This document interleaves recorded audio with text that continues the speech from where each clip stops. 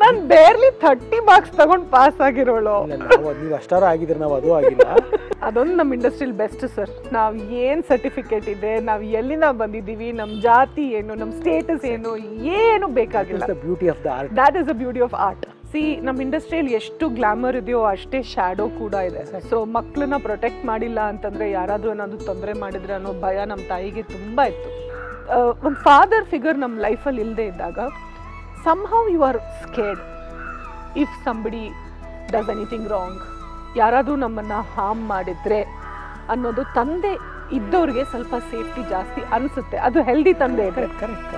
ಅವ್ರು ಆಬ್ಸೆಂಟ್ ಆಗಿಬಿಟ್ರೆ somehow ನಾವು ನಾವು ನೋಡೋ ದೃಷ್ಟಿಲಿ ಒಂದು ಸ್ಯಾಡ್ನೆಸ್ ಬಂದ್ಬಿಡುತ್ತೆ. It is unexplainable. ತಂದೆಗೂ ನಮ್ಮ ಸಂತೋಷಕ್ಕೂ ತುಂಬ there is a connection is what I feel, especially ಹೆಣ್ಮಕ್ಳಿಗೆ.